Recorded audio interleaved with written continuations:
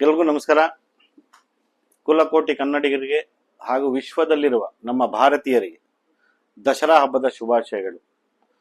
ದಸರಾ ಹಬ್ಬ ಬಂತು ಅಂದ್ರೆ 10 ತಲೆಯ ರಾವಣನನ್ನು ಒಬ್ಬ ರಾಮ ಒಂದೇ ಬಾಣದಿಂದ ಹೊಡೆದು ಸಾಯಿಸಿ ವಿಜೃಂಭಣೆಯನ್ನು ಆಚರಣೆ ಮಾಡಿದ ದಿನ ದಸರಾ. ದಶ ಅಂದ್ರೆ 10, ಹರ ಅಂದ್ರೆ ಸೋಲಿಸಿದ್ದು. 10 ತಲೆಯ ರಾವಣನ ಸೋಲಿಸಿದ್ದು.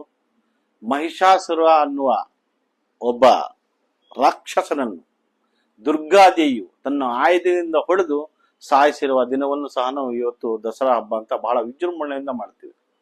ಉದಾಹರಣೆಗೆ ಸೌತ್ ಇಂಡಿಯಾದಲ್ಲಿ ದಸರಾ ಹಬ್ಬವನ್ನು ಬಹಳ ಪ್ರತಿಷ್ಠಿತ. ಉದಾಹರಣೆಗೆ ನಮ್ಮ ಮೈಸೂರು ಹಬ್ಬ ಇವತ್ತು ಆಗಿನ ಕಾಲದಿಂದನೂ ಮೈಸೂರು ಹಬ್ಬ ಅಂದ್ರೆ ಒಂದು ದೊಡ್ಡ ಮಟ್ಟದಲ್ಲಿ, ಅಂತಾರಾಷ್ಟ್ರೀಯ ಮಟ್ಟದಲ್ಲಿ, ಇಂಟರ್ನ್ಯಾಷನಲ್ ಲೆವೆಲ್ ಅಲ್ಲಿ ಸಹ ಈ ದಸರಾ ಹಬ್ಬವನ್ನು ಮೈಸೂರಿಗೆ ಬಂದ್ಬಿಟ್ಟು ನೋಡುವ ಬಹಳ ಜನ ಇದ್ದಾರೆ. ಕೃತಕ ಯುಗ, ದ್ವಾಪರ ಯುಗ, ತ್ರೇತಾ ಯುಗ, ಕಲಿಯುಗ ಅಂತ ಏನು ಇವತ್ತು ಕಲಿಯುಗ ನಡೀತಾ ಇದೆ. ದ್ವಾಪರ ಯುಗದಲ್ಲಿ ಪಂಚ ಪಾಂಡವರು ಕೌರವರನ್ನು ಸೋಲಿಸಿ ವಿಜಯದಶಮಿಯನ್ನು ಆಚರಣೆ ಮಾಡಿದರು. ಅದರ ಹೆಸರು ಸಹ ಇವತ್ತು ದಸರಾ ಹಬ್ಬ ಅಂತ ಹೇಳೋದಕ್ಕೆ ನಾನು ಇಷ್ಟಪಡ್ತೀನಿ. ಪಂಚ ಪಾಂಡವರು ಮಹಾಭಾರತದ ಅಂತ್ಯದಲ್ಲಿ ಕುಂತಿಯ ಆಶೀರ್ವಾದದಿಂದ ಸತ್ತಂತಹ ಶ್ರೀಕೃಷ್ಣ ಪರಮಾತ್ಮ ಅಲ್ಲಿಂದ ಪಂಚ ಪಾಂಡವರಿಗೆ ಒಂದು ಉಪದೇಶವನ್ನು ಕೊಡ್ತಾನೆ. ಯಾವುದೇ ಕಾರಣಕ್ಕೂ ನೀವು ಇಲ್ಲಿದ್ರೆ ಬಹಳ ಪ್ರಾಬ್ಲಮ್ ಇದೆ, ಅದಕ್ಕೆ ನೀವು ವೈಕುಂಠ ಸೇರ್ಕೊಳ್ಳಿ ಅಂತ ಹೇಳಿದಾಗ ಲಾಸ್ಟ್ ಕಡೆಯ ಕೊನೆಯ ದಿನಗಳಲ್ಲಿ ಆಚರಣೆ ಹಬ್ಬ ಮಾಡಿದ ಹೆಸರು ಸಹ ಇವತ್ತು ನಾವು ಉಲ್ಲೇಖ ನೋಡಿದ್ದೀವಿ ಇತಿಹಾಸದಲ್ಲಿ. ಅದರ ಹೆಸರು ಸಹ ದಸರಾ ಹಬ್ಬ ಅಂತ ಹೇಳೋದಕ್ಕೆ ನಾನು ಇಷ್ಟಪಡ್ತೀನಿ. ಕುರುಕ್ಷೇತ್ರ ಅನ್ನುವ ಯುದ್ಧ ಸಾರಿದ್ದಾಯಿತು. ಪಂಚಪಾಂಡವರು ತನ್ನ ತಾಯಿಯ ಪಾದಗಳಿಗೆ ನಮಸ್ಕರಿಸುತ್ತಾ, ಕುಂತಿದೇವಿಯ ಪಾದಗಳಿಗೆ ನಮಸ್ಕರಿಸುತ್ತಾ, ಅಮ್ಮ ನಾವು ಯುದ್ಧಕ್ಕೆ ಹೋಗ್ತಾ ಇದ್ದೀವಿ, ಕೌರವರನ್ನು ಸದೆಬಡಿತೀವಿ, ಈ ರಾಜ್ಯವನ್ನು ನಾವು ಪಡೀತೀವಿ ಅಂತ ಹೋದಾಗ ಕುಂತಿದೇವಿ ಒಂದು ಆಶೀರ್ವಾದ ಮಾಡ್ತಾಳೆ. ನನ್ನ 5 ಜನ ಮಕ್ಕಳಿಗೆ, ಪಂಚ ಪಾಂಡವರಿಗೆ ವಿಜಯ ಆಗಲಿ, ವಿಜಯದಶಮಿಯ ದಿನ ಆಚರಣೆ ಮಾಡ್ತೀವಿ ಅಂತ ಕರೆದಾಗ ಕಡೆಯ ದಿನಗಳಲ್ಲಿ ದಸರಾ ಹಬ್ಬ ಆಚರಣೆ ಮಾಡಿಕೊಂಡು ಕುರುಕ್ಷೇತ್ರ ಶುರುವಾಯಿತು ಇತಿಹಾಸದಲ್ಲಿ.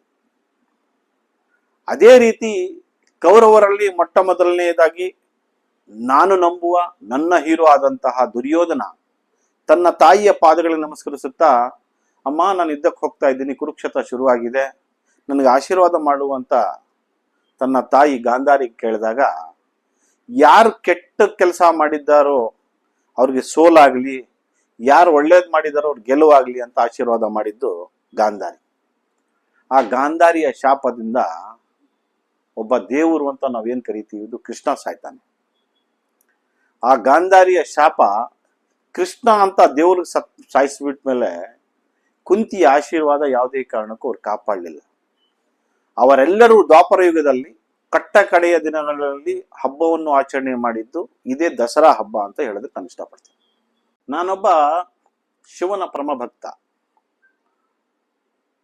ಶಿವ ಮಾಡಿರುವ ನೃತ್ಯ ಇರಬಹುದು, ಶಿವ ಕಾದಿರುವ ಸ್ಮಶಾನ ಇರಬಹುದು, ಆಗಿನ ಕಾಲಕ್ಕೆ ಏನಕ್ಕೆ ಅಂತ ನಾವೊಂದ್ಸಲ ಇತಿಹಾಸದಲ್ಲಿ ಕಾಣಬಹುದು.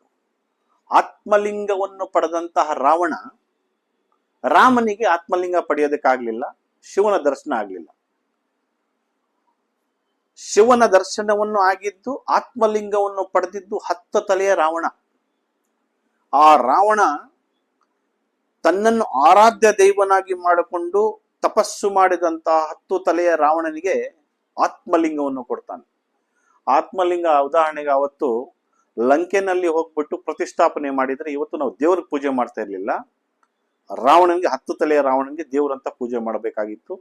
ಅದನ್ನು ಭಗ್ನ ಮಾಡಿ ಗಣೇಶ ಅನ್ನುವ ಒಬ್ಬ ದೇವ್ರು, ನಾವು ವಕ್ರತುಂಡಂ ಮಹಾಕಾಯಂ ಅಂತ ಏನ್ ಕರಿತೀವಿ, ಹಿಂದೂ ಸಂಪ್ರದಾಯದಲ್ಲಿ ಮೊಟ್ಟ ಮೊದಲ ಪೂಜೆ ಮಾಡುವುದು ಯಾವ್ದಾದ್ರು ಇದ್ರೆ ಅದು ಗಣೇಶನ ಪೂಜೆ. ಗಣೇಶ ಹಬ್ಬ ಮೊನ್ನೆನೆ ಹೋಯ್ತು. ಅದನ್ನು ಸಹ ಇದರ ಕಡೆಯ ಹಬ್ಬವನ್ನು ಆಚರಣೆ ಮಾಡಿದ್ದು ಇದೇ ದಸರಾ ಹಬ್ಬ ಅಂತ ಹೇಳೋದಕ್ಕೆ ನಾನು ಇಷ್ಟಪಡ್ತೀನಿ. ಈ ದಸರಾ ಹಬ್ಬದ ಪ್ರಯುಕ್ತ ಕುಲಕೋಟಿ ಕನ್ನಡಿಗರಿಗೆ ಹಾಗೂ ವಿಶ್ವದ ಎಲ್ಲ ನಮ್ಮ ಭಾರತೀಯರಿಗೆ, ಭಾರತ ದೇಶದಲ್ಲಿರುವ ನನ್ನ ಹಿಂದೂ ಬಾಂಧವರಿಗೆ, ಹಿಂಸೆಯಿಂದ ದೂರ ಇದ್ದು ಎಲ್ಲರಿಗೂ ಒಳ್ಳೆ ಮಾಡುವ ಮನೋಭಾವನೆಯನ್ನು ಇಟ್ಟುಕೊಂಡಿರುವ ನಮ್ಮ ಹಿಂದೂ ಬಾಂಧವರಿಗೆ ಎಲ್ಲರಿಗೂ ಆ ದೇವರು ಅಷ್ಟ ಐಶ್ವರ್ಯ ಭಾಗ್ಯ ಕೊಳ್ಳಿ ಅಂತ ಬಯಸ್ತೇನೆ. ಜೈ ಹಿಂದ್, ಜೈ ಕರ್ನಾಟಕ ಮಾತೆ.